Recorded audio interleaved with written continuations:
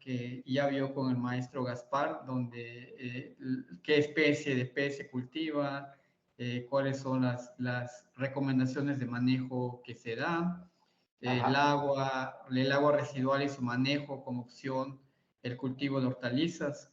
Entonces, en esta unidad, pues que es la unidad 3, no es la unidad 2, vamos a hablar un poco sobre este componente vegetal, qué necesitamos conocer de este componente para poder implementar en nuestro diseño que vamos a diseñar al fin del curso, ¿no? Muy No sé bien. si usted estaba viendo ya mi presentación, si la ve viable, si la ve perfectamente o opaca, dígame usted de qué calidad la No, ve. sí, sí la veo y se ve muy bien. Ok, perfecto. Bueno, pues muy bien, vamos a iniciar con el tema. Sé que son 2 alumnos inscritos, pero creo que hay una chica que por los horarios no se ha podido conectar. Pero bueno, ponemos ya la grabación. Seguramente ya le salió el aviso de grabar, ¿no? De que se está grabando la ponencia. ¿Sí? Muy Muy bien. bien, entonces vamos a revisar la competencia de esta unidad 3, la cual dice que reconoce las necesidades básicas y el adecuado manejo de las hortalizas en los cultivos hidropónicos. ¿Sí? Entonces es importante que esta competencia la evaluemos al final de esta unidad, de mi intervención con usted y también con los materiales subidos a la plataforma, que espero que tenga tiempo para revisarlos o si ya lo revisó, qué bueno, ¿no? Algunos de los aspectos importantes que debemos de conocer en un sistema productivo, sobre todo acuapónico, donde se establece el componente vegetal, pues es saber la importancia de la luz, las necesidades de la planta en cuanto a algunos factores ambientales, como es la luz, la temperatura y la acumulación de unidades calor de las especies vegetales para poder pasar a un ciclo vegetativo, de un ciclo vegetativo a otro, ¿no? Vamos a ver algunas fórmulas de cómo se calculan las unidades calor, porque esto es fundamental para poder decidir la especie que vamos a cultivar y la mejor época del año para que pueda integrarse este componente en el diseño acuapónico. ¿Sí? Entonces, como vemos ahorita en la pantalla, en la presentación, pues son 3 factores importantes que necesitamos conocer en cuanto al manejo de las especies vegetales.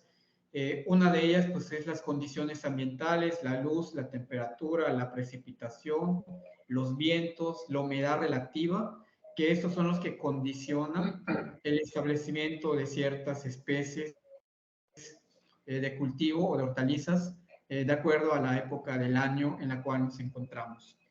Y el siguiente aspecto pues es reconocer la especie vegetal, en este caso las características genéticas de de esa especie que vamos a establecer, ¿no? Como cultivo, ¿sí? Entonces, entre ellas, pues primero tenemos que elegir la variedad más adecuada a las condiciones climáticas en las cuales nos encontramos. Yo sé que en el proceso de manejo y diseño de sistemas acuapónicos, pues muchos de esos aspectos ambientales pues son controlados, ¿no? Se controla la temperatura, se le puede, si no las condiciones de luminosidad no son las apropiadas para la planta, pues se le puede poner unas luces LED para poder tener más horas luz y con base a ello, pues poder manejar esas condiciones ambientales que requiere el cultivo, ¿no? En el aspecto genético, pues tenemos que ser tan selectivos en cuanto a la variedad que se va a elegir, ¿no? ¿Y cómo vamos a elegir esa variedad? Pues que esté adaptada a las condiciones ambientales en las cuales se van a cultivar. Por ejemplo, yo acá en Yucatán no puedo proponer un sistema acuapónico para un cultivo de fresas, ¿no? Porque aquí en Yucatán, pues es una zona muy cálida, con temperaturas promedio que van de 22 hasta 32 grados centígrados. Y pues sabemos que las fresas necesitan condiciones ambientales, sobre todo de temperatura, mucho más bajas. Y es posible de que al no elegir bien la variedad o proponer la fresa, pues no se desarrolle la planta como se quisiera que se desarrolle, ¿no? Otro factor, pues sabemos que conforme va transcurriendo el año, pues se van dando también a diferentes condiciones de luz. Y esas condiciones de luz, pues los llamamos fotoperíodos, que son lo que las plantas requieren. Entonces, al elegir la especie, pues depende mucho, si puedo controlar algunos factores, pues no me importa mucho qué tipo de fotosíntesis tenga, si es una C3, si es una C4 o si es una CAN, eso no me importa porque puedo controlarlo con condiciones de invernadero, ¿no? Que muchos de los diseños acuapónicos, pues van en ese aspecto de controlar algunos factores. Pero si no, pues entonces tengo que elegir la especie que se adapte bien a esas condiciones tanto de temperatura, de luz y de humedad que se van a presentar en los próximos días, en el cual se va a establecer el cultivo, ¿no? Algunos otros factores también importantes, que esto ya son genéticos de la planta, pues que sean resistentes a ciertas plagas y a ciertas enfermedades. Una planta que es resistente a plagas y enfermedades, pues no va a ser afectada por esos organismos y por lo tanto no va a haber bajos rendimientos porque la planta está sana, la planta se está desarrollando, tiene cierta resistencia a algunas plagas claves que pueden afectar al cultivo. ¿Sí? Entonces, la resistencia genética, hay algunas variedades de cultivos que los genetistas pues buscan que tengan cierta resistencia. Por ejemplo, en el caso del tomate, que aquí en Yucatán pues es muy afectado por una plaga que se llama la mosquita blanca. El nombre científico es Bemisia tabaci. Y esta mosquita lo que hace, transmite un virus a la planta y por lo tanto, al ser infectada esta planta ya no se desarrolla de manera apropiada. Aún tenga riego, aún tenga nutrición, aún tenga el manejo agronómico que requiere, pues no se desarrolla de manera apropiada porque está sufriendo el efecto de esta enfermedad. Entonces, para eso se han desarrollado diferentes híbridos que presentan resistencia ante alguna plaga o ante alguna enfermedad, ¿sí? También hay variedades locales. Aquí en Yucatán, por ejemplo, se tiene un sistema agrícola tradicional que se llama la milpa maya o también el solar maya, donde hay variedades que el campesino local, el campesino que trabaja con escasos recursos, que trabaja con especies locales y nativas, pues ha venido seleccionando esas plantas y aunque no son tan productivas como los híbridos mejorados, pero sí presentan resistencia ante plagas y ante enfermedades y están mejor adaptadas a las condiciones climáticas de aquí de Yucatán. Entonces, por eso importa mucho saber si la especie que se va a cultivar pues tiene ciertas características de resistencia genética. Y el último punto, que también es lo más importante, pues es la calidad de ese producto, ¿no? La calidad de esa fruta, de esa verdura, de esa hortaliza, de esa hoja que se va a comer.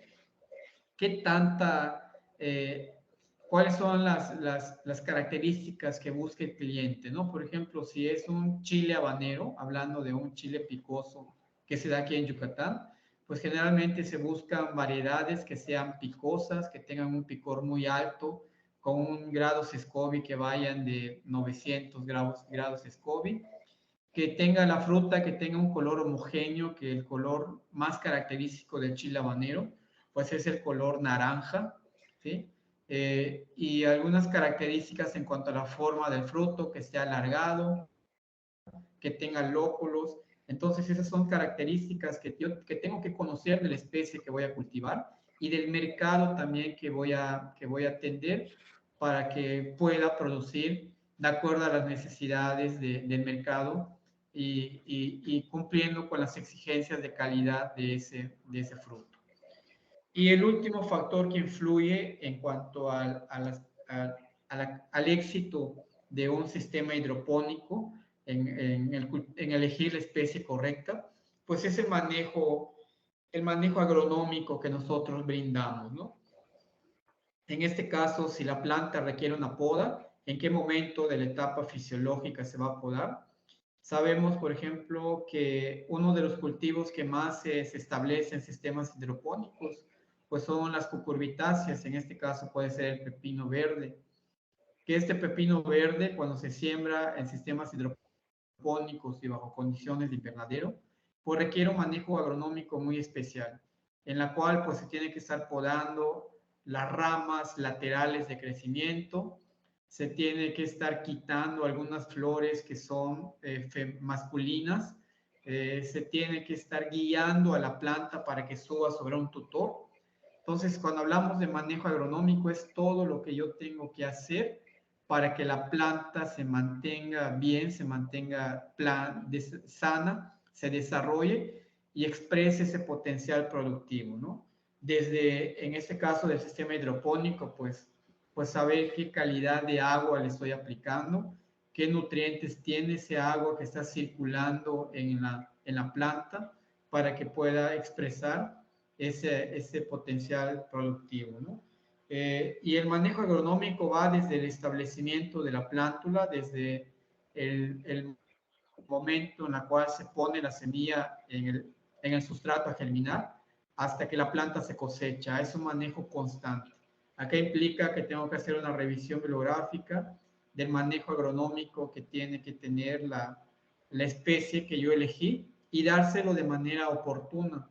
Muchas veces descuidamos una práctica de manejo, un ejemplo, la poda, el raleo de frutos, y eso pues hace de que el fruto pues pierda calidad o que la planta, por ejemplo, no tenga el fruto no tenga esas características que el mercado busca. Entonces, esos tres factores ambientales, genéticos y agronómicos tienen que estar unidos entre ambos, no puedo trabajar solamente la cuestión ambiental y descuidar la parte genética, o trabajar la parte genética y descuidar la parte de manejo agronómico, porque si descuido uno de esos elementos, pues es probable de que no tenga esos rendimientos, esa calidad que se busca en el mercado. Entonces todos tienen que trabajarse en armonía, ¿no? Todos juntos, ¿sí? Don Joel, si tiene alguna pregunta o algo, igual me puede interrumpir en el momento, ¿eh? Si algo no Muy bien, sí. Sí, gracias. No, hasta ahorita todo va bien.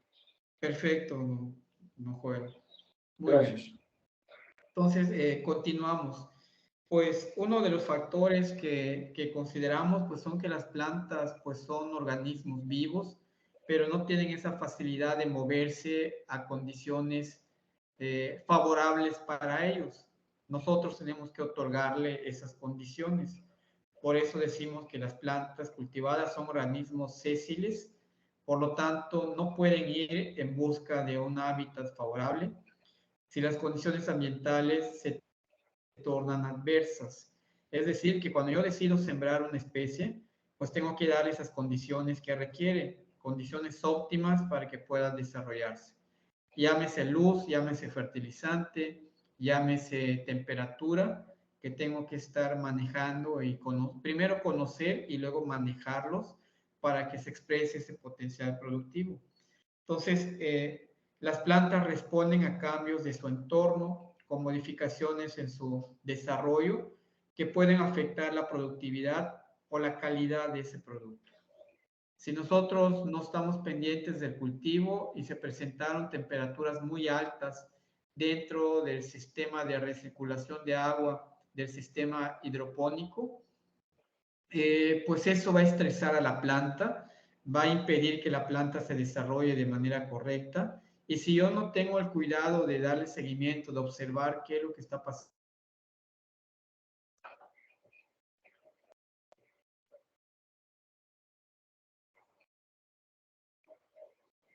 pasando con el cultivo,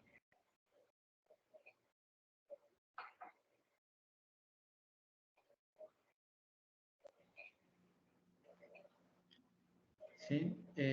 Creo que se les conectó un ratito el internet. Sí. Ok, entonces continuamos, don Joel. Nos dice también cuáles son las afectaciones que pueden sufrir los cultivos cultivos que nosotros establecemos, las condiciones, los factores ambientales que pueden afectar a los cultivos. Estas son de manera muy general, depende mucho de la especie y del elemento del clima que está afectando en ese momento. Una de ellas dice, retiene su crecimiento y desarrollo vegetativo, en el caso de las solanáceas. Cuando, por ejemplo, tiene temperaturas muy altas, arriba de los 38 grados centígrados, muchas de las plantas entran en un proceso de estrés, dejan de crecer, las plantas comienzan a perder turgencia, y si tienen frutos o flores, pues las abortan, ¿sí? Entonces es una afectación muy común que se aprecia en los cultivos por las condiciones ambientales que se presentan. En algunas especies, por ejemplo en las cucurbitáceas, en los pepinos, en las calabazas, en las sandías, las temperaturas altas pueden favorecer el desarrollo de flores masculinas. Y en este caso, que es un sistema productivo, pues tenemos que ver que la producción se dé en ese momento. Y si tenemos tantas flores masculinas, pues no vamos a tener producción, no vamos a tener los rendimientos que esperamos. Y las temperaturas altas, por ejemplo, arriba de 38, 39 grados centígrados, y si la planta de pepino está floreciendo, pues ya no va a emitir flores femeninas, sino que masculinas. Y esto es un proceso que entendemos de la planta, porque pues está sufriendo estrés, no le conviene generar fruto donde tiene un gasto de energía y no se está dando el flujo de energía, y por lo tanto pues produce flores masculinas porque está en etapa de floración, ¿sí?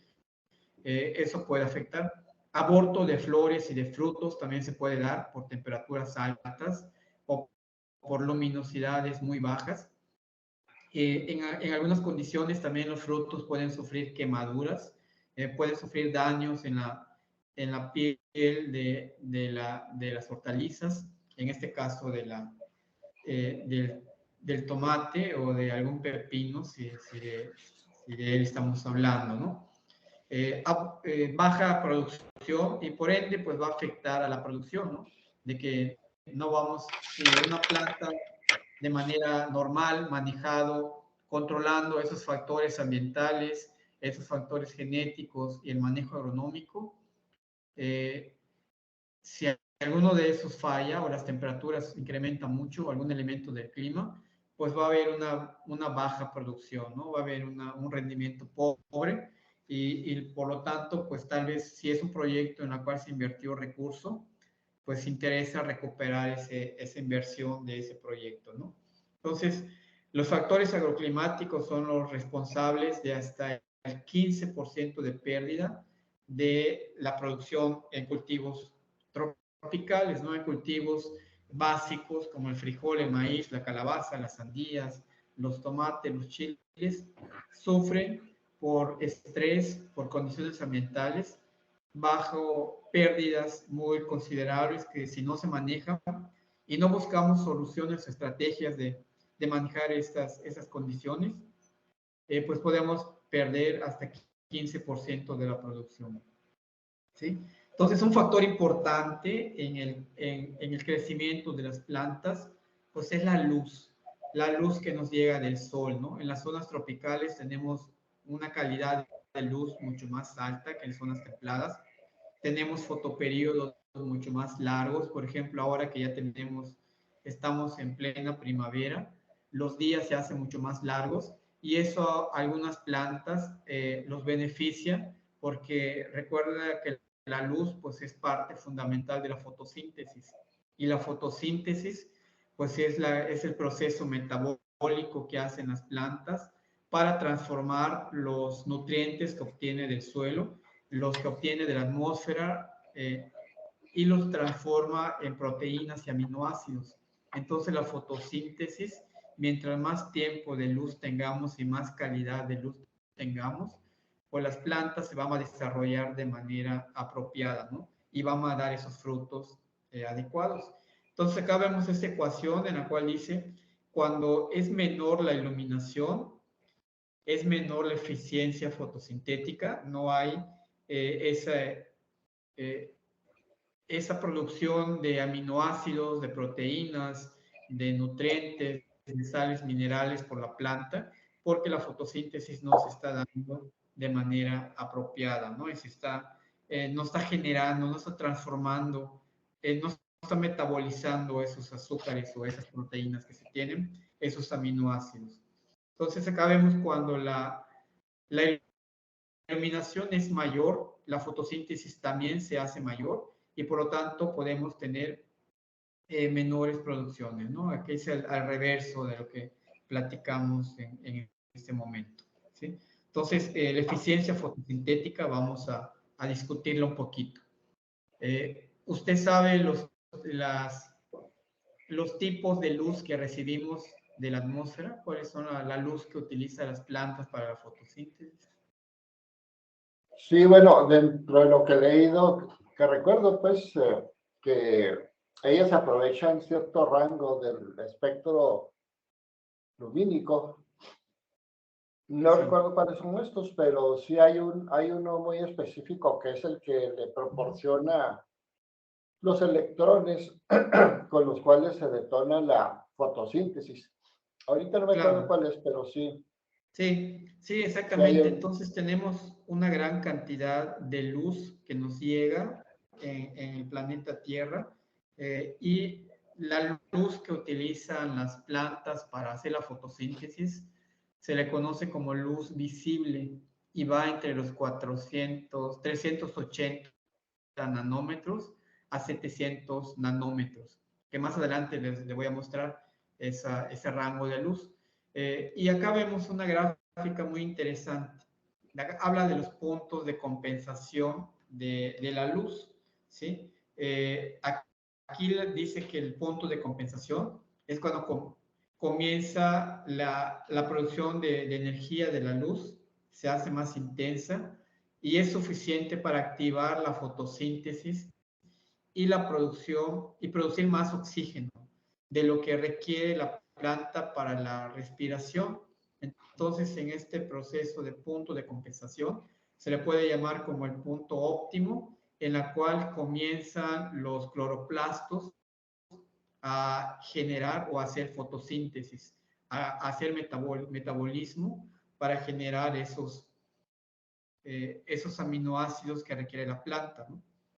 Sin embargo, pues todo exceso también puede ser malo, y acá hablamos de un punto de saturación, que dice que este punto comienza cuando la energía de la luz es suficiente para realizar la actividad fotosintética, para producir más oxígeno de lo que requiere la planta y para la respiración del cultivo, ¿no? Entonces son los rangos de temperatura, de luz, perdón, que se requieren, los puntos de compensación, que vienen siendo los puntos óptimos en los cuales la planta comienza a hacer fotosíntesis.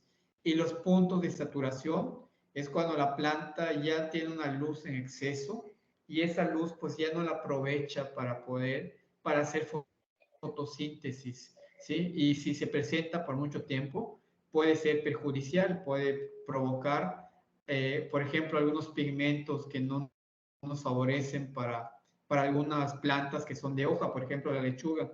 Cuando tiene más horas luz, pues esto puede, y ya sobrepasó el punto de saturación, pues esas hojas en vez de que sean verdes comienzan a ser amarillentas o un poco cloróticas. Hay un proceso allá que la planta utiliza para poder defenderse de ese exceso de luz que se tiene y es lo que conocemos como punto de saturación.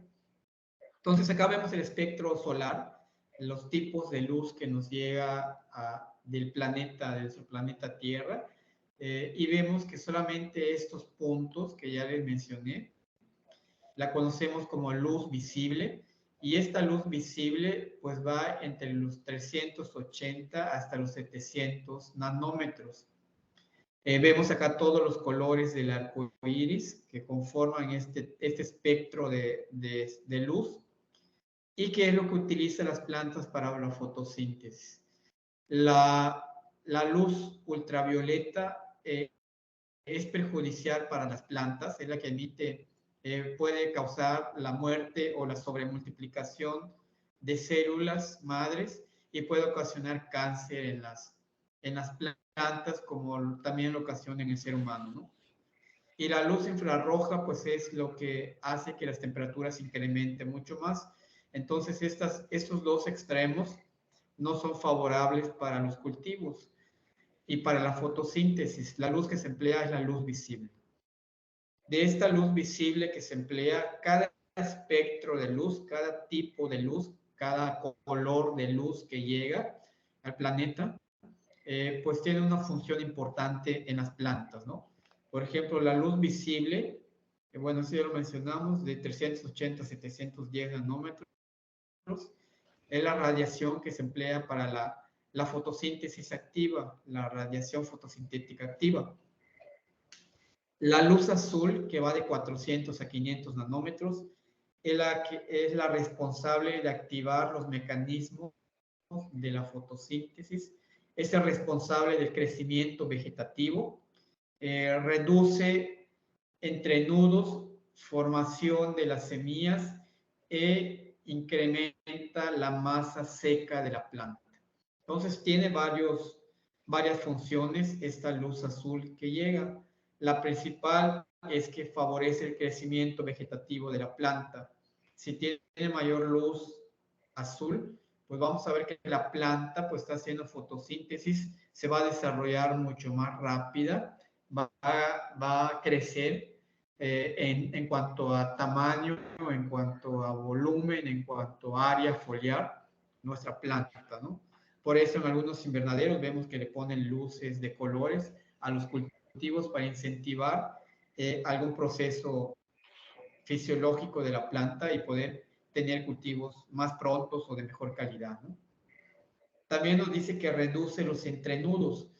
Por ejemplo, aquí en Yucatán tenemos una variedad de lechuga que le llamamos la lechuga orejona local, que esta lechuga cuando no tiene esa cantidad de luz azul que requiere, lo que hace es que crecen los entrenudos muy largos y al crecer los entrenudos muy largos, pues ya no produce esa calidad de hoja que se requiere, crece más el tallo y no la hoja y por lo tanto no es beneficioso para nosotros.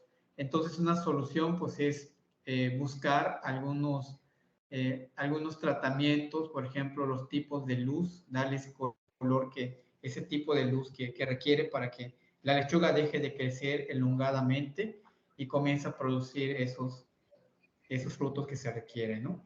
El Un otro comentario, color, dígame. sí, un comentario o una pregunta. En un momento, bueno, Sí. yo creo que en condiciones a cielo abierto, condiciones naturales, Sí. ya la adaptación propia de la especie vegetal de que se trate, pues es la que recibe la cantidad de luz y el tipo de luz que requiere para su desarrollo, ¿no? O sea, estoy pensando en esto, en un momento dado, cómo hacer bajo condiciones, insisto, bajo condiciones de campo abierto, cómo proveerle a un cultivo luz azul, por ejemplo, o evitar que la luz verde le llegue en cantidades que le afecten.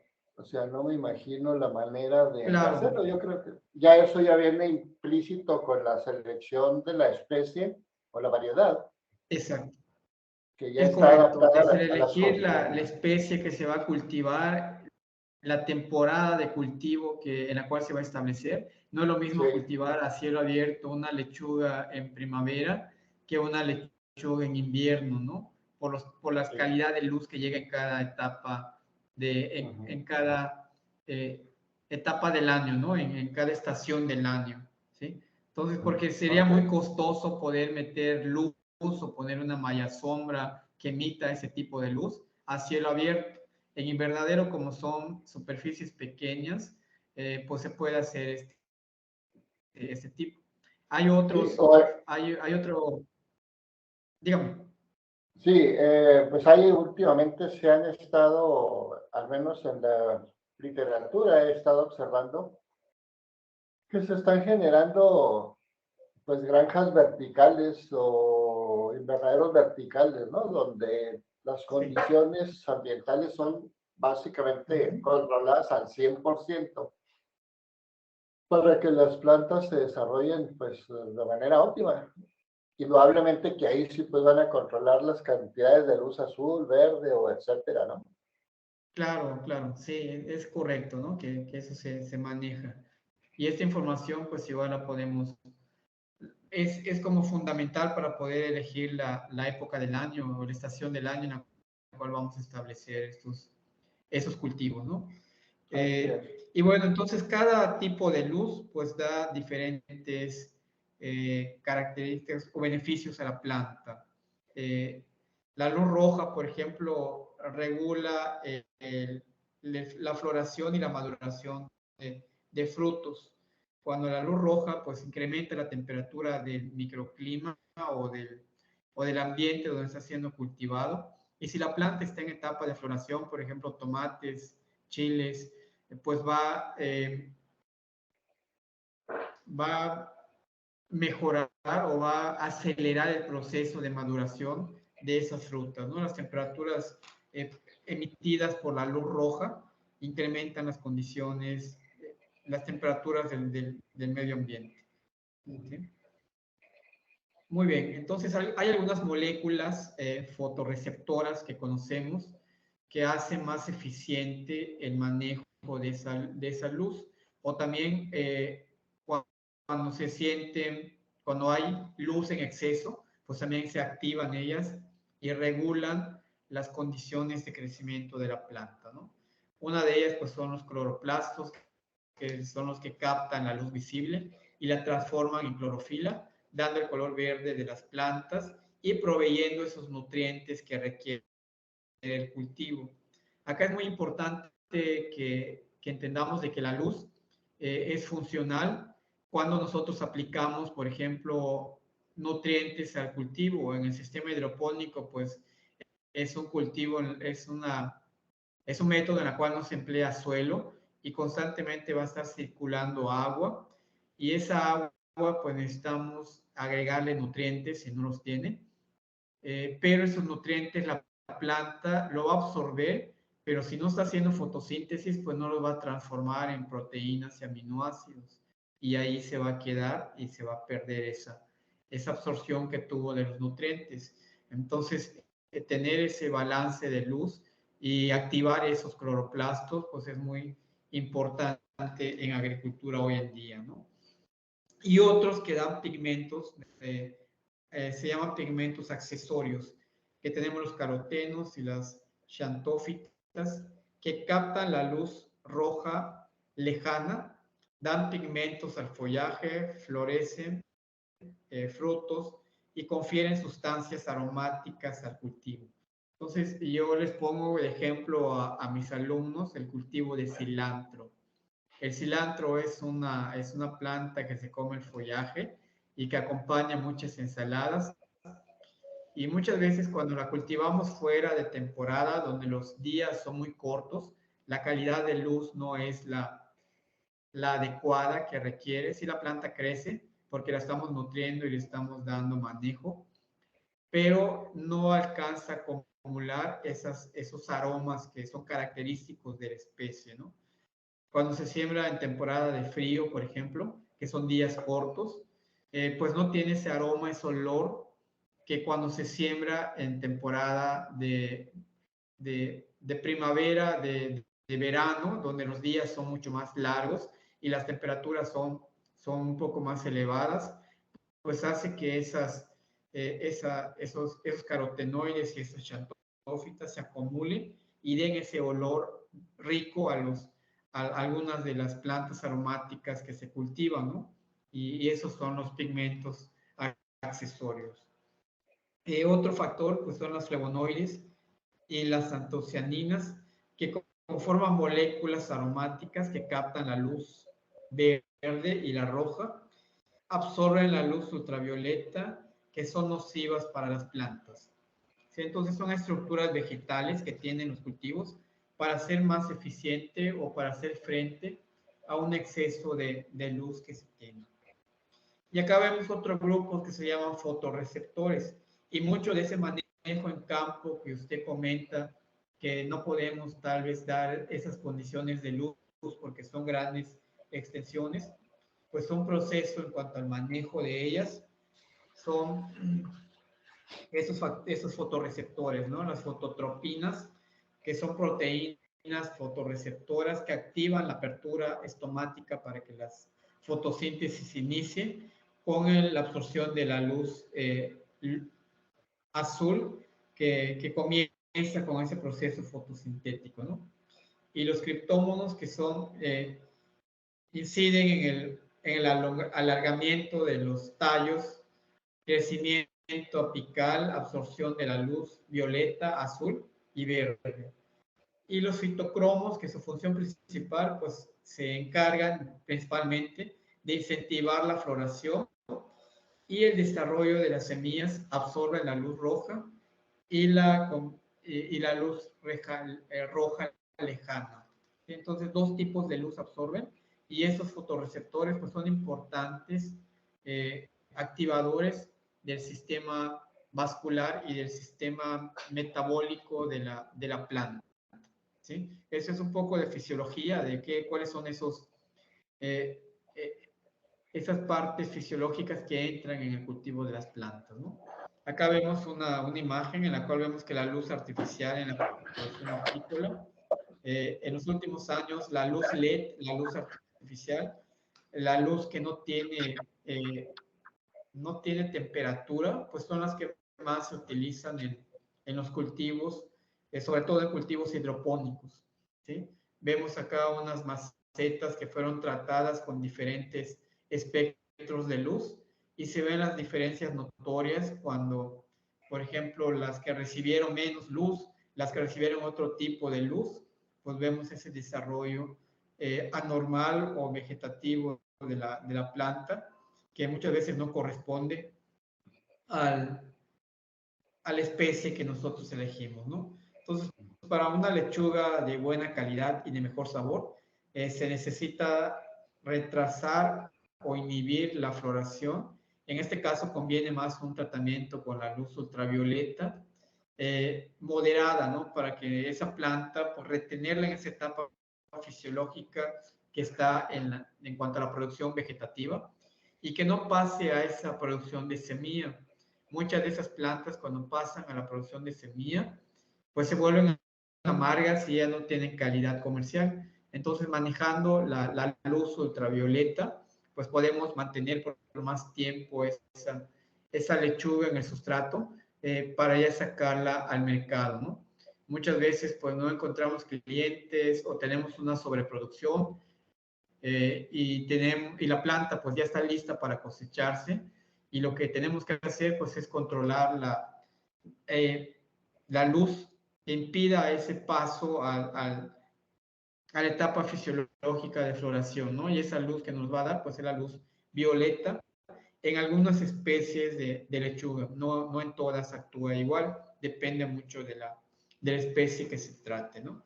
Entonces la iluminación LED es una de las tecnologías aplicadas en producción bajo hidroponía, ¿sí? Y en algunas especies también de importancia económica para nuestro país. Acá vemos una gráfica de los diferentes tipos de luz. Esto solo se puede manejar en invernadero.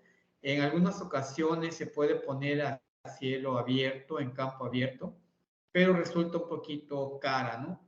Hace poco visité un proyecto de pitaya, de la producción de pitaya, a cielo abierto, y hay como una hectárea en la cual colocaron la luz blanca en ese cultivo para incentivar la floración y sacar la cosecha en tiempos que no son favorables en cuanto a luz. Es un experimento porque va a ser muy costoso, no va a ser redituable pagar tanta superficie, iluminar esa superficie de una hectárea, ¿no? Solamente se estaban haciendo algunos ensayos ahí, pero bueno, a nivel pequeño, a nivel de laboratorio, a nivel doméstico, a nivel de hidroponía, pues se puede poner, ¿no? Entonces, eso es en cuanto a los tipos de luz y al espectro de luz que llega. Ahora vamos a hablar de la duración de la luz, los fotoperíodos que requieren los cultivos para poderse establecer, ¿no? La duración pues nos habla del número de horas luz continua que recibe una planta en un periodo de 24 horas. Varía de acuerdo a la estación del año en el que se encuentre y también puede afectar a los procesos de floración de algunas plantas, ¿sí? Entonces son las horas de luz que tenemos en un día normal, ¿no? Y depende mucho de la estación del año en la cual estén. Y por eso las plantas las vemos clasificadas como plantas de días cortos que requieren menos de 10 horas luz, y las plantas de días largos que van de 12 hasta 14 horas luz, ¿sí? Y otras que son neutras, que les da igual si tienen luz o no tienen luz. Muchas de ellas son plantas de interior que no dependen de la incidencia de la luz, ¿no? Y en algunos cultivos hortícolas, pues la mayoría, sobre todo de climas tropicales como donde yo estoy ubicado, en el estado de Yucatán, pues muchas de ellas son de fotoperiodos largos para que puedan expresar ese potencial productivo, de periodos que van de 12 o hasta 14 horas luz que se requieren, ¿sí? Entonces existen especies altamente fotoperiódicas, como el caso de la soya. Los cultivos de soya se clasifican en 10 grupos de maduración, que va del 0 hasta el 10º, según su reacción al fotoperiodo. Se clasifican en cultivares precoces, con fotoperiodos cortos, y los cultivares de ciclos largos, con fotoperiodos de días largos. Entonces, en horticultura, el trabajar, el conocer, el sacar variedades que se pueden adaptar a diferentes fotoperiodos, pues es fundamental, ¿no? Porque si no, solamente estaríamos produciendo en condiciones favorables de la especie, y eso haría que escasee muchos de los alimentos. Entonces se trabaja a nivel de genética y se buscan plantas de la misma especie que requieran fotoperiodos cortos o que requieran de fotoperiodos largos. Por ejemplo, aquí en el estado de Yucatán, pues tenemos una gran diversidad de frijoles, Phaseolus vulgaris, y esos frijoles pues se adaptan. Hay variedades que requieren de fotoperiodos largos que se siembran en verano, junto con el maíz, junto con la milpa, y, y requieren de esas condiciones de fotoperiodos de 12 a 14 horas luz. Pero hay variedades, por ejemplo, que se cultivan fuera de temporada y que por medio de genética, por medio de cruzamiento, pues le han reducido esas horas luz y se pueden producir en fotoperiodos cortos, ¿no? Entonces, este ejemplo de la soya, pues es lo que nos trata de indicar, que podemos encontrar en las empresas semilleras, en los mercados que nos venden las semillas, diferentes variedades que se adapten a diferentes fotoperiodos aquí. Por ejemplo, ahorita en su estado, ¿qué fotoperiodos tienen? ¿Son largos, son cortos? No, aquí sí tenemos la manifestación de las temporadas climatológicas, es muy marcada. Es muy marcado el invierno, el paso del invierno al verano también es muy marcado. Entonces, debido a eso, pues hay, pues yo creo yo que prácticamente en todas las especies vegetales que se cultivan, hay las de ciclo corto y las de ciclo largo, precisamente para adaptarlos a si son siembras tempranas o son siembras tardías. Y esto se relaciona pues con la necesidad de horas luz que tienen para desarrollar su proceso productivo. De hecho, aquí quien dispone de agua todo el año, que aquí la limitante es agua, quienes disponen de agua de pozo, por decir, de pozo profundo, para regar, pues pueden cultivar diferentes especies todo el año, dependiendo inclusive de las condiciones de clima. Pueden sembrar cebollas, pueden sembrar hortalizas de invierno y perfectamente se Claro, adaptan tanto a temperatura como a horas luz, y la agricultura pues se puede dar durante todo el año. Y es utilizando claro. precisamente esta característica de la que estamos hablando de las plantas. Sí, es correcto, Joel. Sí. Entonces, esas horas luz, pues también se tiene que evaluar la cantidad que está recibiendo la planta, ¿no? Los fotones que recibe esa planta. Y para eso, pues se debe de contar con instrumentos que calculen esa cantidad de luz en fotones que está llegando en el cultivo establecido, ¿no? Por ejemplo, acá vemos una imagen de que, por ejemplo, la luz que emite el sol, con la luz visible, en un cultivo de maíz, pues llega a 49 fotones, ¿sí? Y de esos fotones, esos 49 fotones es lo que necesita la planta para fabricar una molécula de glucosa, de aminoácidos y de proteínas, y que la planta comience a crecer, ¿sí? Entonces, también las plantas son importantes conocer cuántos fotones requiere para que pueda crecer la hoja, para que pueda emitir la floración, para que pueda hacer el amarre de granos, ¿sí? Y eso es la cantidad que se tiene, ¿no? Hay unas aplicaciones ahorita en el celular donde podemos bajar unas apps que calculan esos fotones, esa luminosidad que está llegando en el cultivo y si le está siendo favorable o no. Entonces vemos que la planta solo dispone de oxígeno, de hidrógeno y de carbono en forma inorgánica. En la atmósfera y en la solución del suelo las obtiene. Para que la planta pueda fijar el carbono, el hidrógeno y el oxígeno inorgánico y formar un compuesto orgánico como la glucosa, se necesita de energía en forma de calorías y esa energía pues es lo que da la luz visible que llega en el cultivo y que se mide por medio de fotones para que esa planta pues pueda dar los frutos que se requieren, ¿sí? Entonces, se mide por fotones y estos fotones, por ejemplo, cuando yo tengo un invernadero hidropónico, pues me sirven para calcular cuántas lámparas tengo que poner por metro cuadrado para que le dé esa cantidad de calorías calculadas en fotones al cultivo que se va a establecer, ¿no? Entonces, esa es la cantidad de luz que se tiene.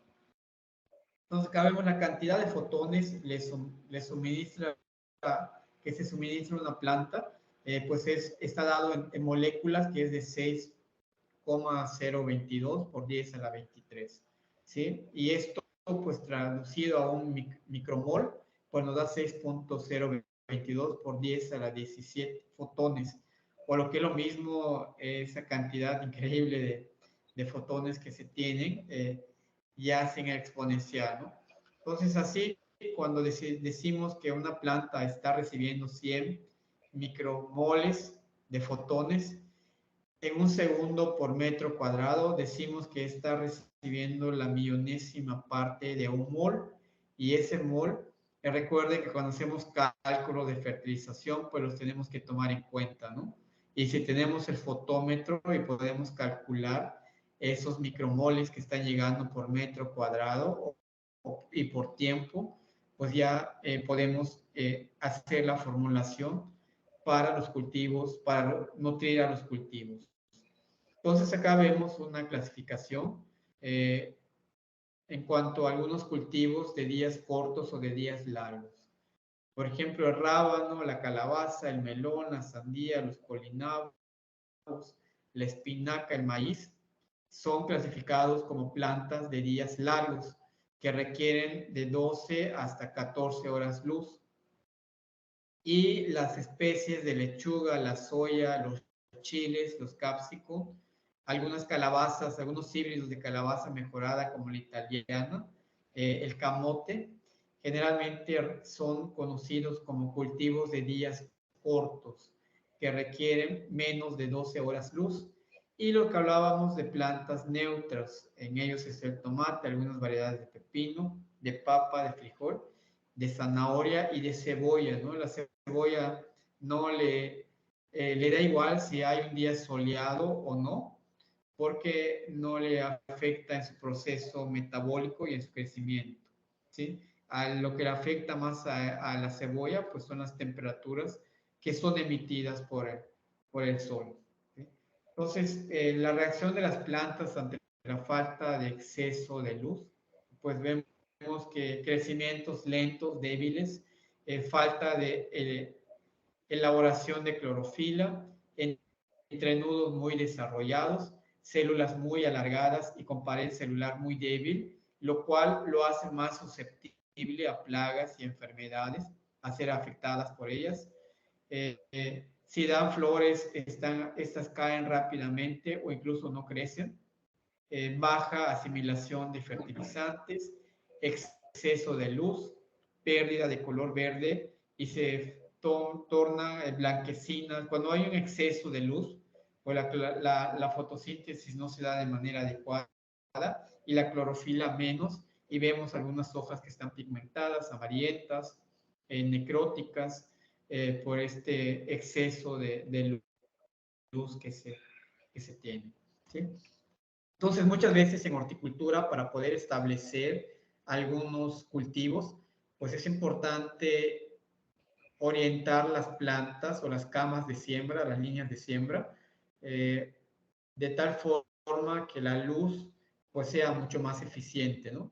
Por ejemplo, aquí en el estado de Yucatán, todas las líneas de siembra de los cultivos pues tienen que estar orientadas de oriente a poniente, porque la rotación del sol asegura de que le va a llegar en cierto momento del día la misma cantidad de luz de esta planta que está instalada aquí a esta planta que está instalada acá.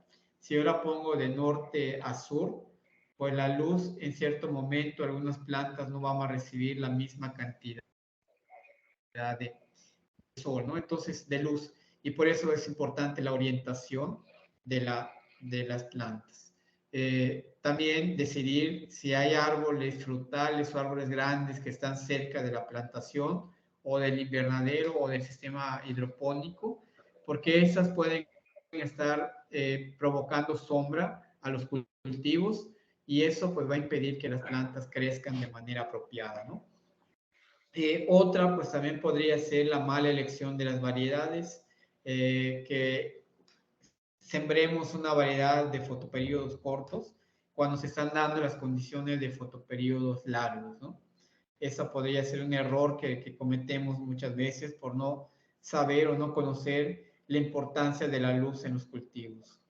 Y otra, pues elegir plantas que no sean las más apropiadas de acuerdo a su tipo de fotosíntesis que elaboran, ¿no? Si son C4, si son C3 y si son CAM, ¿sí?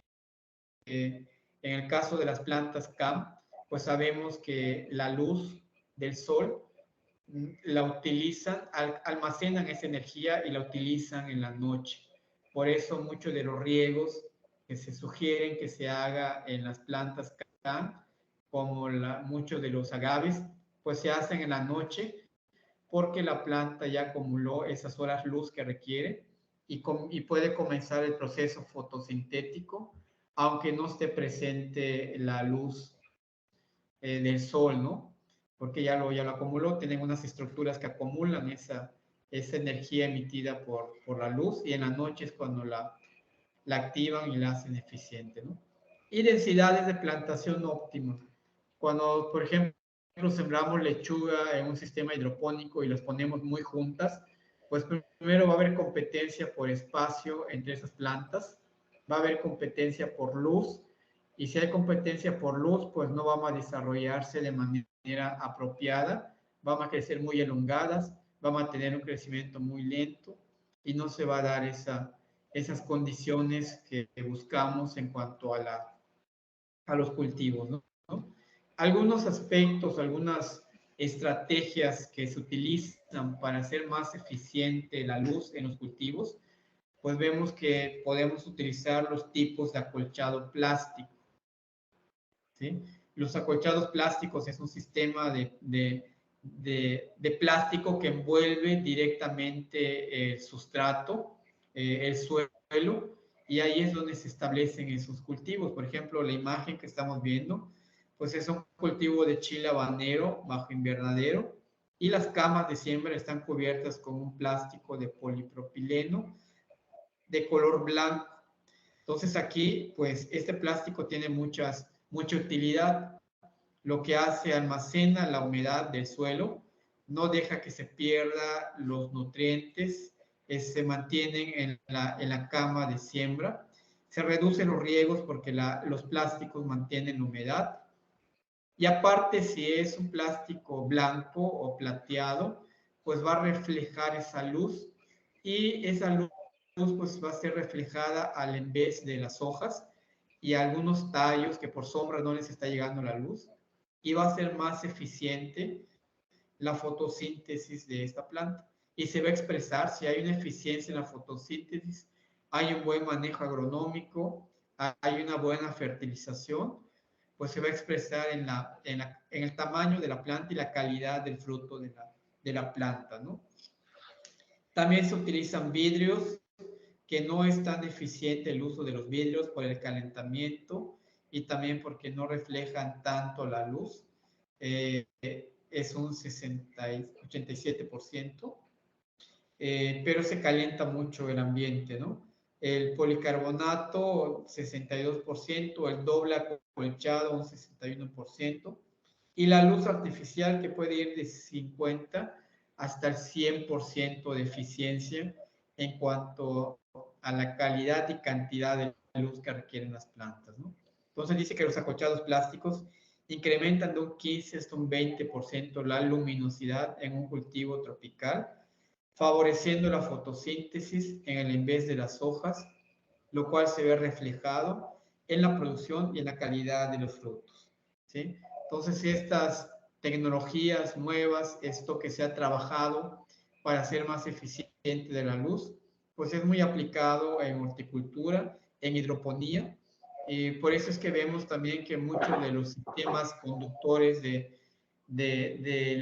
los nutrientes en los cultivos, en hidroponía, en este caso lo que viene del cultivo de peces, de tilapia, pues los tubos son, los PVC son de color blanco, ¿no? Porque también reflejan esa luz, captan la luz y la transmiten en la planta. Nunca vamos a ver unos tubos de PVC de color negro o de color, no sé, de algún otro color que no sea el blanco o el plateado, por la eficiencia de la luz, por la transmisibilidad de esa luz que se tiene, ¿no? Acá vemos los acolchados plásticos que son utilizados. Esos acolchados plásticos se utilizan en hidroponía cuando se utilizan sustratos inertes, cuando se cultivan en invernaderos de gran extensión y se utilizan sustratos inertes como el coco, como la arena, y que solamente le sirven de soporte a la planta. Entonces esos acolchados son tipos, se les conoce como tipos bolis, bolsas de bolis, donde se hace el orificio y se pone la planta allí, y en ese boli vas a circulando el agua y los nutrientes para la planta, ¿no? Y un sistema de recepción de esos nutrientes para volver a recircular nuevamente en el sistema. Entonces se puede ocupar también. Acá vemos diversos colores, el blanco, el negro, el bicolor, tiempos de vida útil que van de 2 a 3 ciclos de cultivo. Cuando los suelos no son muy pedregosos, se le da un buen manejo a esos acolchados plásticos y por lo tanto pues permite esas condiciones, ¿no?, de manejo. Algunas dimensiones de lo largo, lo ancho, de los rollos que se tienen, el calibre también que tiene en cuanto a la vida útil que puede tener esa especie, ¿no? Acá algunos acolchados de color negro, que estos almacenan la temperatura y hace más caliente el sistema hidropónico, el sistema de recirculación, ¿no?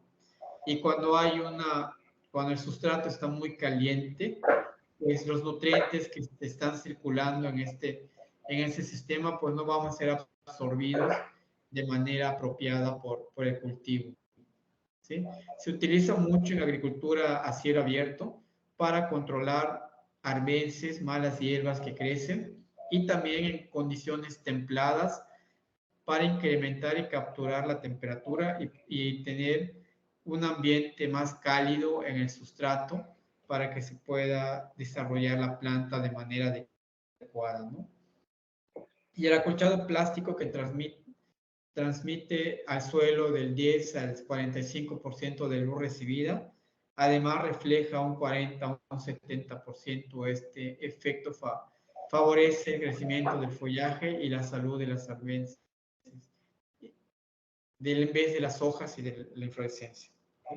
Y acá vemos otro tipo de acolchados, los diferentes colores, que el plata, ¿no? Entonces, dependiendo de qué es lo que estamos buscando, si es temperatura, si es luminosidad, pues ya utilizaremos el tipo de acolchado plástico que se requiere, la época del año en la cual estamos.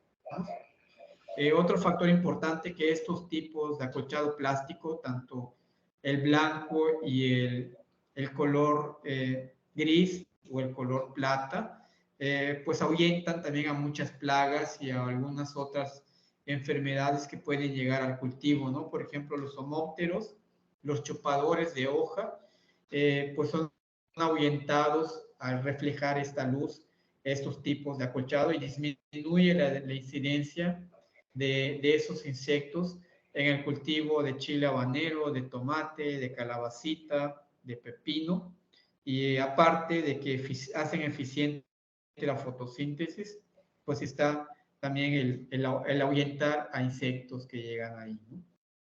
Entonces, acá vemos en los invernaderos de clima templado se emplean luz artificial con la finalidad de mejorar la temperatura, irrigación, el control de fotoperiodos minimiza el estrés de los cultivos y optimiza la fotosíntesis de ellos. En los invernaderos se bloquean los colores ultravioleta con la finalidad de prevenir el envejecimiento prematuro de las plantas e impedir que las plagas lleguen al cultivo también, ¿no? Entonces son luz blanca, son luz que emiten los colores azul, verde, amarillo, pero se trata de suplir el color rojo que incremente la temperatura en el invernadero y también ahuyentar esas plagas y enfermedades. Otro uso también que se tiene en cuanto a la luz, pues están las diferentes mallas sombras que son empleados en horticultura, ¿no? Cuando la luz ultravioleta y la luz roja lejana y la roja cercana emiten temperaturas altas, y si esas temperaturas se están dando constantemente pueden ocasionar estrés en la planta, incluso causarle la muerte, y se utilizan estas mallas sombras que protegen al cultivo de la luz directa y de las temperaturas altas que están llegando en los cultivos. En el mercado existen diferentes tipos de mallas sombras. Hay mallas sombras de 35% de reflejancia de luz que permiten pasar la luz al 50%, al 60%, hasta el 90%, ¿no? Dependiendo de qué es lo que estemos buscando para el cultivo, si son bajar temperaturas, porque se están dando temperaturas arriba de 40 grados, pues la malla sombra más cómoda que se emplearía, pues serían mallas sombras de 25%, ¿no? En la que permite pasar la luz. Acá son indicaciones de algunas dimensiones de los rollos, lo ancho, lo largo que tiene y algunos precios, ¿no? Otro factor importante, no sé si tenga algún comentario con respecto a la luz antes de llegar a temperatura. No, hasta ahorita no, vamos bien. Muy bien, don Joel. Entonces vamos a ver la temperatura y ya con esto vamos cerrando la sesión de hoy. La temperatura pues también es un factor importante en las plantas, ¿no? Puede hacer adelantar procesos fisiológicos. El desarrollo de la planta pues está siendo regulado por las temperaturas que llegan al cultivo, ¿no? Y el ritmo de ellas. Hay veces, por ejemplo, de que cultivamos una planta y vemos de que la planta al mes de haberse cultivado, pues ya está en proceso de espigamiento, ¿no? Seguramente porque acumuló las unidades calor que necesita, las temperaturas, las acumuló en un tiempo muy, muy corto y pasó a otro ciclo vegetativo que es la espigación. Eso se da mucho en algunos pastos, en algunas gramíneas, en el cultivo de maíz se da mucho, ¿no? Entonces acelera procesos fisiológicos, regula el ritmo de desarrollo también de los procesos metabólicos y también de los procesos de maduración de algunas plantas. ¿Okay? Entonces, la temperatura pues también influye en la fotosíntesis, como es la luz, en la respiración y la transpiración de la planta. Cuando hay temperaturas altas en el microambiente, pues las plantas van a tener más tiempo abiertos los estomas para poder liberar ese exceso de calor que tienen, ¿sí? También hace soluble los iones en el agua, de tal forma que la planta lo puede absorber, lo puede traslocar en todo su sistema vascular y por lo tanto pues nutrir hasta los ápices de crecimiento que están hasta la última rama, ¿no? La velocidad de movimiento de las sales minerales también son reguladas por la temperatura, y la movilidad de las enzimas fotosintéticas también. Las enzimas se crean o se elaboran en los ápices de crecimiento, pero muchas veces no es la región donde actúan y tienen que bajar en el tallo o en la raíz, y con las temperaturas pues se puede jugar en cuanto a la movilidad de esas enzimas fotosintéticas en el cultivo. Entonces, las altas temperaturas constantemente generan cambios anatómicos, morfológicos y fisiológicos de las plantas, ¿no? Puede haber, por ejemplo, una reducción del tamaño de las células cuando las plantas están sometidas a temperaturas muy altas. Lo primero que hacen es modificar el tamaño de la célula, se producen células mucho más pequeñas, y tienen mayor cantidad de vacuolas donde almacenan el agua, y esto pues afecta en el proceso fisiológico del cultivo, ¿no? Mayor tiempo de abertura de las estomas también, cuando hay saturación de temperatura, pues esa humedad tiene que liberarse, esa temperatura que está sufriendo esa planta, pues tiene que respirar, tiene que liberarla, ¿no? Por medio de la transpiración. Modificación de los estomas en tricomas. Muchas especies, por ejemplo, cuando están en condiciones de temperatura muy alta, y están sometidas a esas temperaturas constantemente, para que no pierdan agua, porque el perder agua pues van a sufrir estrés. Lo que hacen es que producen los tricomas. Los tricomas son estructuras modificadas en la hoja que evitan que se pierda tanta agua por medio de la transpiración. Son pequeñas espinitas, pelecillos que crecen en las hojas. Las hojas se vuelven mucho más ásperas y no permiten que se pierda la humedad, ¿no? Los vasos del xilema de mayor tamaño, por la fluidez y la rapidez del movimiento de agua que hay por la temperatura. Fugas de electrolito también se pueden dar. Ya aminoácidos, proteínas, sales descompuestas por la planta, pues también se pueden liberar por el proceso de transpiración cuando las temperaturas son muy altas, están en exceso, ¿no? Y acelera la tasa de envejecimiento de la planta, lo que mencionamos de que pasan rápidamente de etapas fisiológicas, y su ciclo de vida se acorta mucho más y la planta llega a un envejecimiento mucho más rápido, ¿no? Entonces, las temperaturas óptimas que se requieren para cultivos o en zonas tropicales, generalmente se requieren que las hortalizas estén en temperaturas mínimas que van de 17 grados centígrados.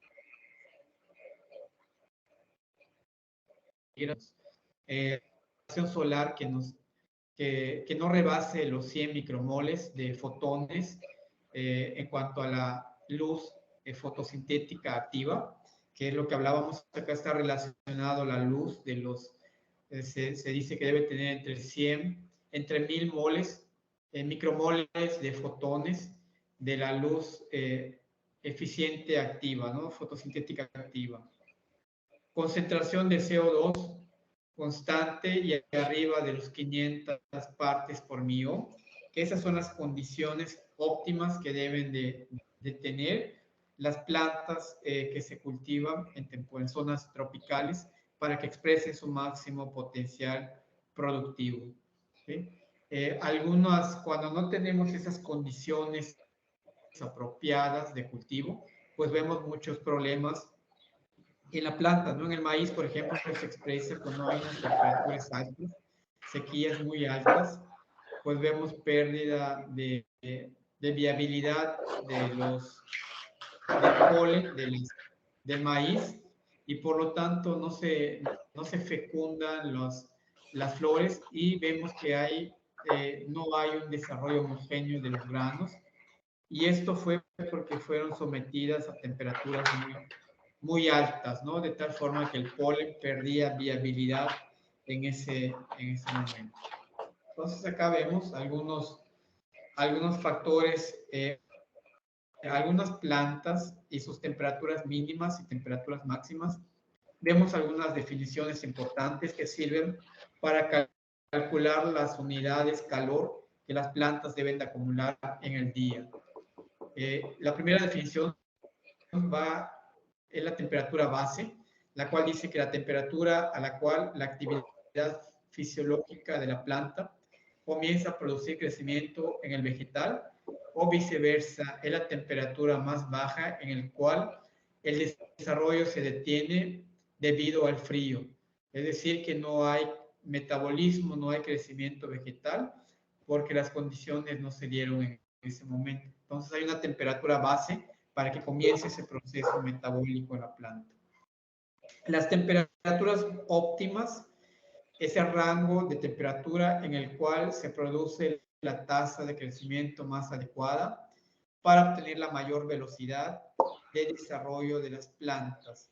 Estas temperaturas óptimas son las que tenemos que cuidar en los cultivos y son las que tenemos que manejar de manera planificada con el manejo agronómico para que esas plantas pues crezcan en esas condiciones de temperatura apropiada.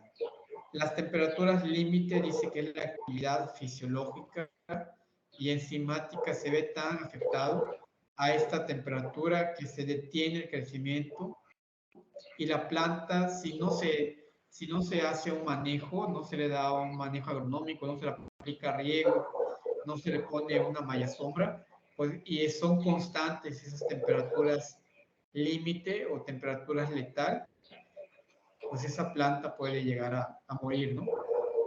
Y en esta imagen pues vemos algunos cultivos de acuerdo a su temperatura mínima, a su temperatura máxima, a la temperatura óptima.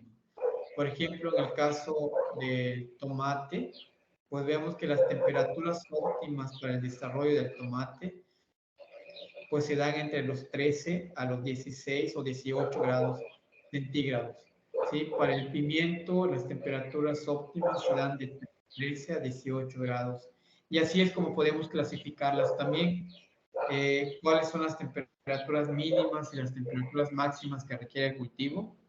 Y si no se dan por cuestiones ambientales cambiantes, ¿cómo podemos dar ese manejo apropiado, ese manejo óptimo al cultivo para que se desarrolle y exprese ese potencial, ¿no? Y entonces aquí está la definición de unidades calor, que dice es el ciclo biológico de los organismos, depende estrechamente de la temperatura. Este hecho ha llevado al establecimiento del concepto de unidades calor y dice que depende de la etapa fenológica en la cual se encuentra el cultivo, necesita acumular las unidades calor para pasar de una etapa fisiológica a otra. Sí, entonces la unidad calor es la medida de la temperatura registrada al día menos la temperatura base de la etapa fisiológica que se tiene. Entonces, este es un cálculo y muchas veces nosotros que trabajamos con plantas necesitamos tener datos de la estación meteorológica más cercana para poder calcular las unidades calor que está recibiendo el cultivo y con eso pues poder predecir si la planta va a entrar a su ciclo vegetativo de desarrollo, a su ciclo vegetativo de floración, o si está en maduración, estimar en cuánto tiempo se estaría realizando la cosecha, dependiendo de las temperaturas que se estén dando en ese momento, ¿no? Entonces, su utilidad es predecir el tiempo que tardará en acumular las unidades calor dicho cultivo y con base a ello, pues poder indicar a los cuántos días de haberse cultivado se va a estar cosechando, ¿no? O qué tan precoz va a ser la cosecha.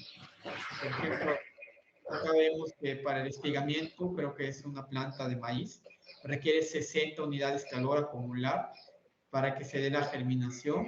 De esta etapa de la emergencia de la planta al doble espiga, pues vemos que acá necesita 200 unidades calor y así vemos cómo va incrementando las necesidades en cuanto a las unidades calor que tiene que acumular para que la planta pase por esas etapas fenológicas que se requieren.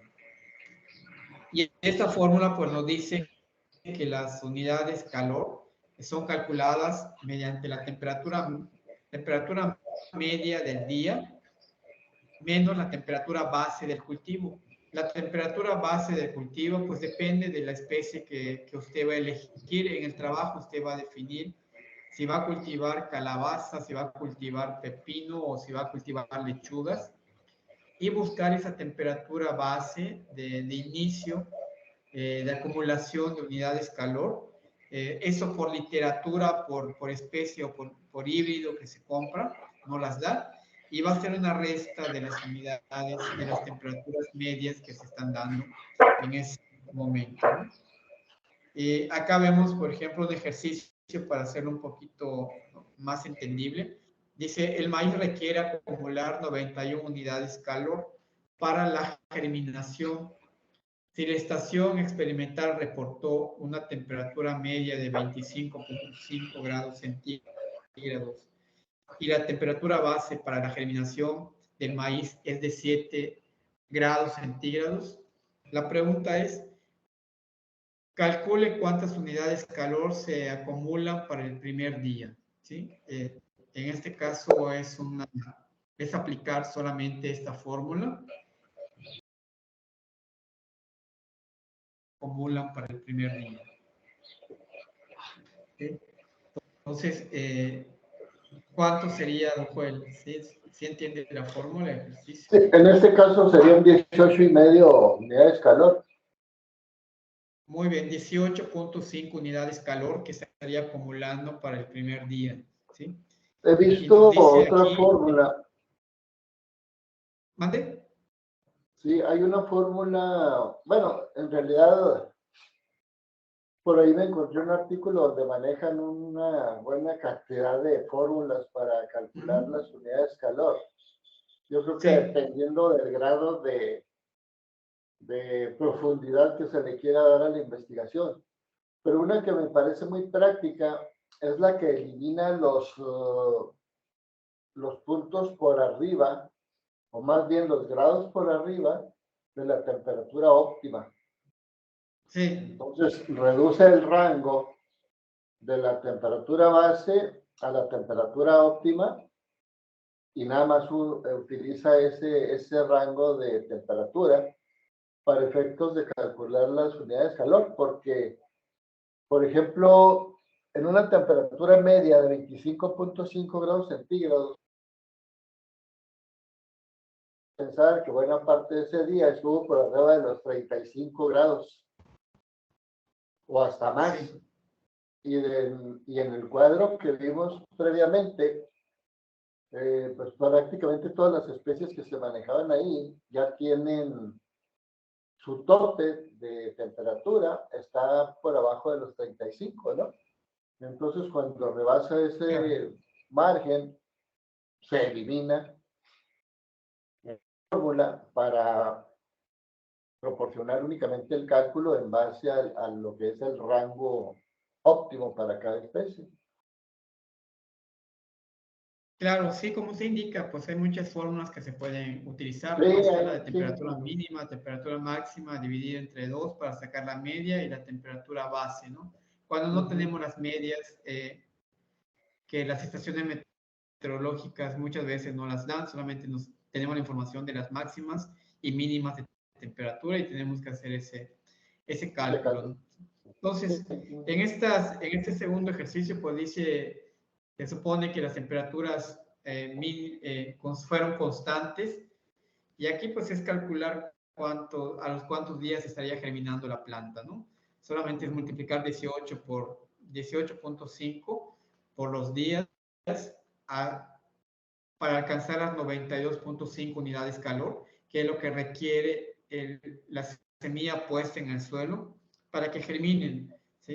Entonces, a sí, los 5 días, sosteniendo estas unidades, estas temperaturas, estaría germinando la planta y estaría comenzando a germinar del suelo, ¿no? Entonces, esa ujú, es para poder calcular y estimar los tiempos de germinación, las etapas fenológicas y todo lo que se viene. Y aquí está la ujú, fórmula que yo le comentaba, ¿no? La sí, fórmula, aquí llevamos un registro diario de las temperaturas máximas y mínimas, y a este le llamamos grado días acumulados, en las cuales tenemos la temperatura máxima más la temperatura mínima, y esta la vamos a dividir entre dos, y pues ya tenemos la media de la temperatura de ese día. Y ahora solamente restamos la temperatura base. Es como un poquito, cuando no tenemos las temperaturas mínimas reportadas, pues utilizamos esta fórmula. Perdón, las temperaturas medias, cuando no tenemos las temperaturas medias, pues utilizamos esta fórmula y tenemos que irnos al día, no sé, al 24 de abril y checar cuál fue la temperatura máxima, la temperatura mínima, sumarlo y dividirlo entre dos y sacamos ya la temperatura base, ¿no? Entonces, esto es lo que nos da los 24 ujú, horas. Entonces, acá dice, conocer las temperaturas máximas y mínimas de la estación meteorológica más próxima a la unidad productiva a la cual vamos a instalar, tener información del cultivo en cuanto a la etapa fenológica, la temperatura base, la temperatura óptima y las unidades de calor para cada etapa fenológica. Y bueno, pues acá vemos una tabla de algunas, esta es de maíz y vemos desde todas las etapas fenológicas y las temperaturas óptimas que requiere, las temperaturas base y las temperaturas máximas que puede soportar, ¿sí? Entonces, este es un ejercicio, es una forma de poder conocer, ¿sí? Entonces, recomendaciones para solucionar golpes de calor en los cultivos, pues muchas veces con esas temperaturas no son óptimas y se mantienen constantes y son máximas, pues puede haber muchos problemas en el cultivo, ¿no? Y por eso se utiliza, por ejemplo, el uso de mallas sombras, los riegos auxiliares, también cuando las temperaturas son muy constantes y frecuentes y ya rebasaron la temperatura óptima que requiere el cultivo, pues tenemos que aplicar un riego para bajar la temperatura, ¿no? Tenemos que refrescar el ambiente para poder bajar ese exceso de calor que está teniendo nuestro cultivo. Aparte, pues ese agua de riego pues está evaporando y ya no va a estar disponible para la planta. Si regábamos en temperaturas óptimas y se regaba media hora diaria, pues tendríamos que incrementarlo hasta 3/4 de hora ya diaria, ¿no? Para bajar esa temperatura. Siembra de cultivos intercalados en sistemas a cielo abierto, pues es muy común poner ahora árboles que se puedan podar, árboles que den un poco de sombra y que bajen la temperatura de de los cultivos, del microambiente que se está manejando y por lo tanto, pues es un uso también mucho más eficiente y sustentable del sistema, ¿no? El buen diseño del invernadero, cuando tenemos invernaderos, muchas veces nos venden invernaderos y no cuentan con esas condiciones. Por ejemplo, esos extractores de humedad, de temperatura, esas mallas antiáfidas que también deben de refrescar el ambiente, ¿sí? y muchas de esas acciones. Permítame un momentito, me están marcando. Sí, adelante. Bueno, hola, ¿qué tal, estimado alcalde? Muy bien. Ah, perfecto, claro que sí, 9:45.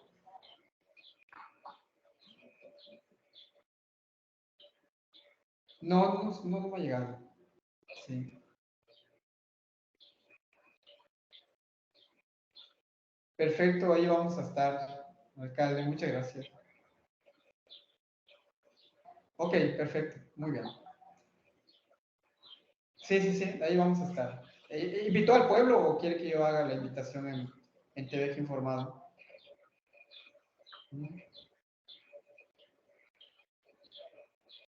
Ok, perfecto, muy bien. Bueno,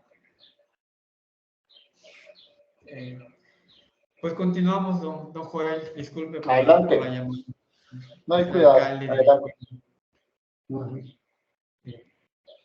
Entonces, pues hay muchos factores, muchas alternativas de cómo bajar esos golpes de calor, esas temperaturas tan altas que a veces se dan en los cultivos, ¿no? Incluso manejando podas, pues también podemos refrescar el ambiente, ¿no? Quitando hojas que ya no son funcionales en los cultivos, también podemos estar refrescando ese ambiente, la circulación de aire, pues también es importante ese manejo que le podamos dar, ¿sí? Los riegos, las mallas sombras y otros factores más. Estos son algunos implementos que se utilizan en invernaderos para refrescar el ambiente. Por ejemplo, estos son calefactores en zonas templadas donde las temperaturas son muy altas, pues se requiere extraer ese exceso o más que nada, no extraer, calentar el ambiente, ¿no? Calentar el ambiente en las zonas templadas. Estos son tuberías que circulan agua caliente para calentar el ambiente de estos cultivos que están en cultivos invernadero. Entonces son muchos factores que se consideran, ¿sí? Don Joel, pues vamos a dejarlo hasta aquí. Sí. Grabo lo que nos falta y se lo subo a la plataforma para que usted lo vea. Y está activada un trabajo, no sé si ya la vio, no sé si tenga alguna pregunta o algún comentario del documento que va a subir para esta unidad. No lo he visto, pero en caso de que haya alguna duda, alguna pregunta, ¿cómo lo podemos tratar? ¿Algún Pues me correo puede mandar un electrónico? correo o si gusta también por medio de la plataforma tiene la opción de mandar mensaje. Usted sí Ok. entró a Wadi Virtual, ¿no? Entonces en Wadi Virtual, cuando usted entre, les tiene la opción del chat y ahí puede mandar las dudas que tenga. Yo constantemente estoy entrando porque tengo cursos con mis alumnos y pues yo reviso qué mensaje hay y le estaría respondiendo. Bueno, muy bien, ¿no? Pues Entonces así voy a grabar sería. lo que faltó de la clase y se la subo. Creo que la próxima sesión es de asesoría. Estoy al pendiente de la fecha para dar asesoría del trabajo y terminar de grabar la presentación y subírsela a la plataforma. Perfecto. Muy bien. ¿Sí? Bueno, pues Perfecto. que pase bonita tarde y que descanse. Gracias, igualmente. Y pues nos Hasta estamos viendo. luego. Hasta luego. Bye.